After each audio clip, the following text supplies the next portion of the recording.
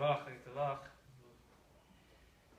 couple once came into the Baal Shem Tov, and the wife began crying, and she told Baal Shem Tov that they're married for a number of years, they never had any children. And they would like a bracha to have children. So Baal Shem Tov, he closes his holy eyes, he's quiet for a few minutes, he opens his eyes again, and he says, I give you a bracha, you should have hatzlacha, you should have parnasa, you should be healthy. She says, no, Rebbe, not this. I asked you for a bracha for children. Please. I'm sorry, I can't give you such a bracha. She starts crying. She says, Rebbe, I'm not going out of here until you give me a bracha for children. I don't care what kind of child, what the situation is. I'm not leaving until you give me a bracha for children. So the Rebbe again, he closed his eyes for a few minutes, and a few minutes later he opened his eyes, and he gave her a bracha to have a child. 9 months later, it was a great simcha, and she gave birth to a beautiful baby boy. This boy was not stam, a beautiful boy. Already, when he was 8, 9 months old, he was already making brachas. He was already talking. They could see this kid was mamish, something exceptional. When the child turned 2 years old, they took him to the Baal Shem Tov to give him a bracha. In those days, they would finish nursing at 2 years old, and a lot of times they would take him to a Rav. So that's what they did. They traveled to the Baal Shem Tov. Baal Shem Tov took the child, he put the child on his knee, he gave the child a kiss, he hugged the child, and he gave the child back to his parents. The next morning, there was terrible screaming. All the neighbors came running. They called the doctor. The doctor said, I'm sorry. There's nothing I can do. There's nothing I can do. The family went traveling back to the Baal Shem Tov after the Levaya, the Shiva was over. They went back to the Rebbe. They said, Rebbe, what happened? My child was born because of your bracha. You came, you kissed him, you hugged him. What did you do to him? What happened over here? The Rebbe says, let me tell you a story. There was once a king who did not have any children.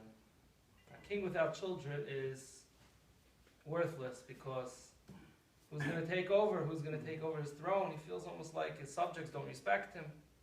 He wanted very much to have a child. So he went to all the different doctors, and they all said, it's not going to happen. He went to his advisor. He said, what do I do? His advisor says, very simple. You have many different religions in your country. Give an order that all the religions, everyone should pray for you to have a child. And hopefully one of the religions is probably correct, at least one of them. So with all the praying going on, you should be able to have a child. So the king did so.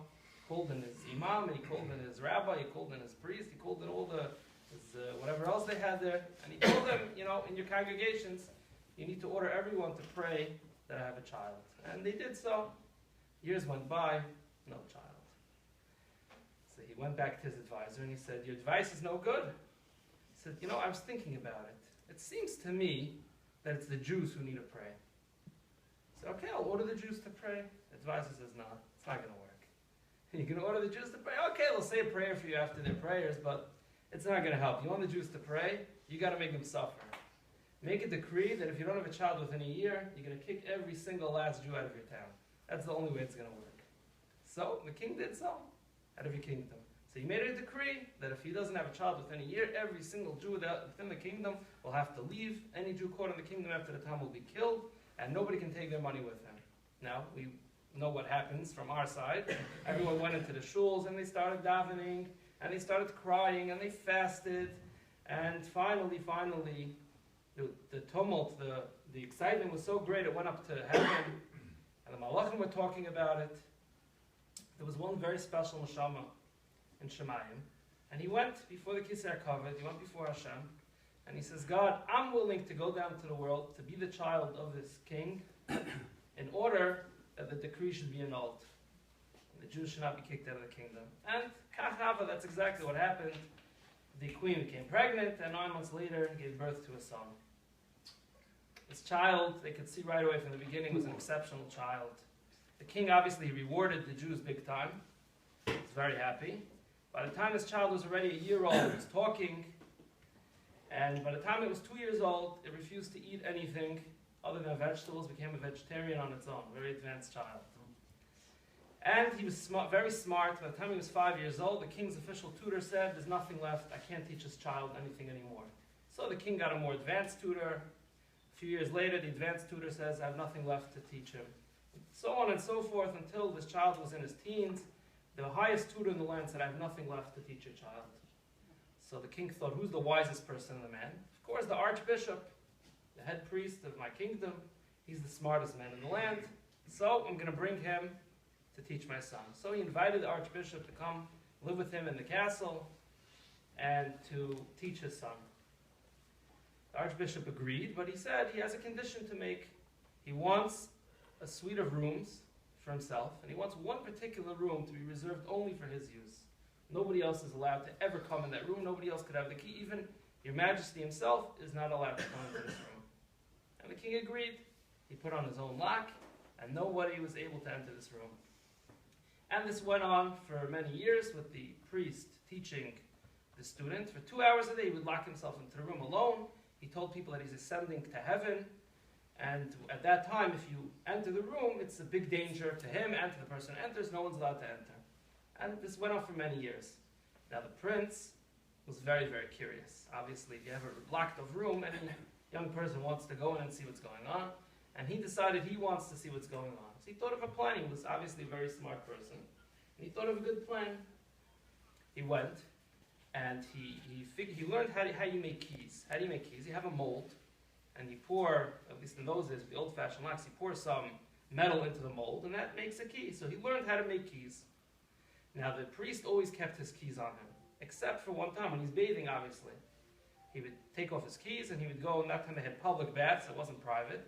He would take off all his clothes, and with the key, and he would go in the bath, and he would dunk his head underwater. So the prince observed that he would usually keep his head underwater for a minute. So he decided during that time he's going to copy the key. So he had prepared wax with which he make a mold. And when the priest dunked his head underwater, he took the key, dipped it in the wax quickly, made a mold, and within a few days he had a beautiful key for the room. So finally he's trembling with excitement, and the priest has been in the room for about an hour. He doesn't come out for another hour. It's probably safe. He's probably up in heaven now.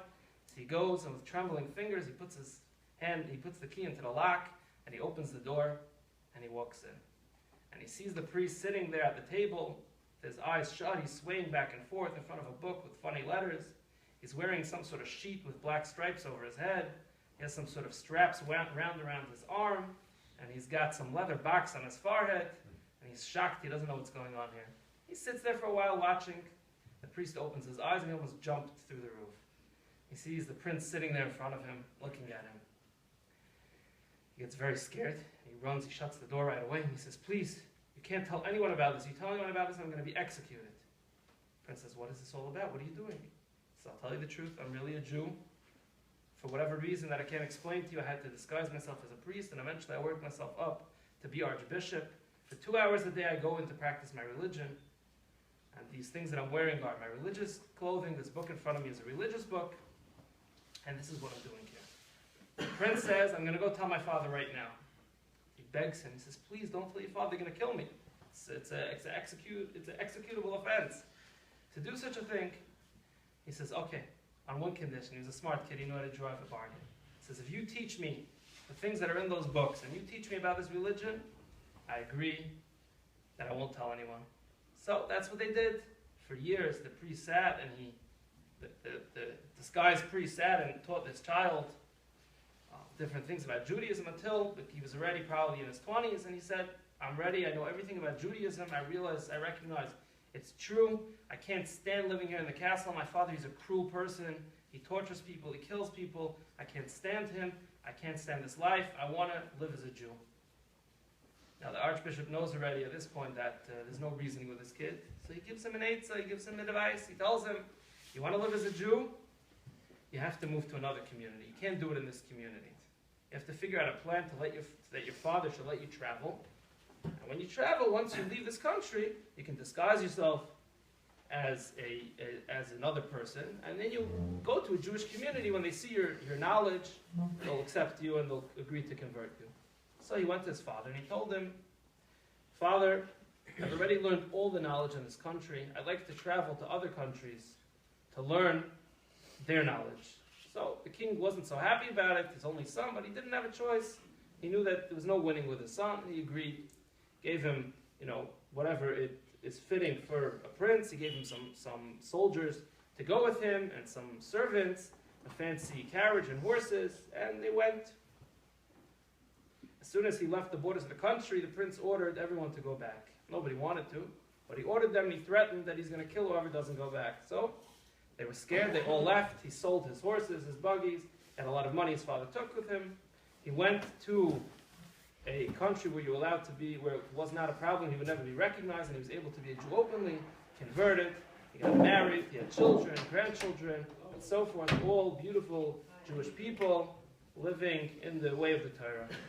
And finally, as an old man, he passed away. Remember, he didn't know anything about his past history. He goes up to Shemayim, to heaven, and they greet him with such joy, with such simcha. What a holy soul. Not only was he holy before he came down, but he's even more holy after he came down. All the things he did, he saved the Jewish people, and he converted, and the mitzvahs, and it was beautiful. And he was he went up to extremely high levels in Shemayim in heaven. One day he came to a certain level. Now we don't understand exactly what this means. This is only examples so that maybe we have some sort of idea, because we honestly have no idea what goes on in heaven. Nobody does. But we have some basic terms that they use to try to explain it to us.